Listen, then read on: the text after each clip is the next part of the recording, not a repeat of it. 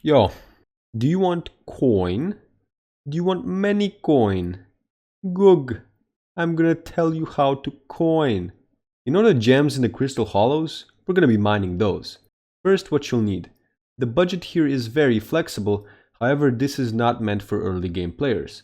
One of the things you will absolutely need is one of the armor sets that can fit topaz gems. The cheapest of these is adaptive armor, but you can use any and they will all have the same effect. The next thing you need, and also the most difficult, will be at least Heart of the Mountain 6, but preferably 7. I realize that not many players have this, but it's so worth grinding it so that you can abuse this method.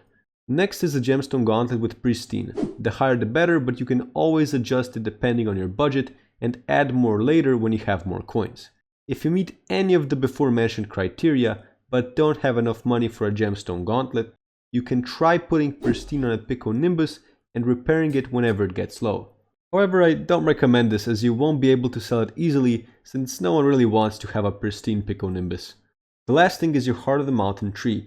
You want to configure it like this, although Efficient Miner doesn't trigger pristine, so make of that what you will. The Mining Speed 2 and Mining Fortune 2 upgrades are the main reason why you want Heart of the Mountain 7. These will significantly increase how much you make. Oh, and yeah, this upgrade's pretty cool as well. You unlock it by subscribing to my channel, so it's practically free. Go! Do that now. Also, we're hosting a 100 million coin giveaway on our Discord server, thanks to the generous donation of this man. The join link is in the description.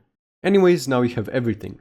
Apply some yellow rocks to your armor and gauntlet, and that's all. Once you do that, you have two different options to choose from. Either find mines of Divan and mine jade there at the huge clumps of gems hanging from the ceiling, or mine out your own area in the Magma Fields.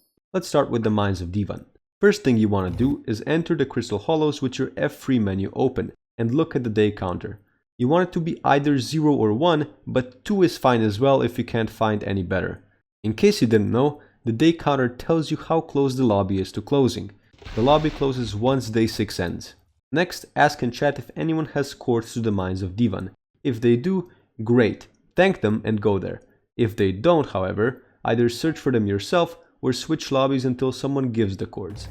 People are usually pretty nice and will tell you the coords if they know them. Now the biggest downside to this option is that after all that hard work of finding the mines of Divan, you can just stumble upon two guys with Divan's armor who've already mined the entire place out. This is relatively rare, but it can happen and it's pretty demoralizing. The next option addresses that issue perfectly. Just like before, you find an early day lobby. What you then do is dig down to the Magma Fields and begin mining out the entire area until you found enough gems for a full rotation. What I mean by full rotation is that by the time you finished mining the last vein of gems, the first one will have already regenerated. One downside this method has is that it requires a while to mine the entire area out. You can pour a bit of gemstone powder into the Hearthstone Miner perk to help with that though. The other downside is that a high level legendary ball pet is required to make this method good.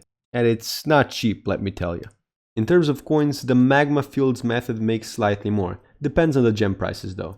I personally prefer the Mines of Divan one because it doesn't require any extra pet. But all the endgame players mine in the Magma Fields, so I'm probably just stupid. Let's go over the different budget choices now.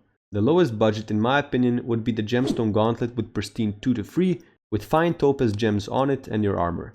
Oh, and you don't need Gemstone Collection 11 to use the Gemstone Gauntlet. You only need that to craft it. The next step up would be upgrading Pristine to 5 and replacing the fine topaz gems with flawless ones.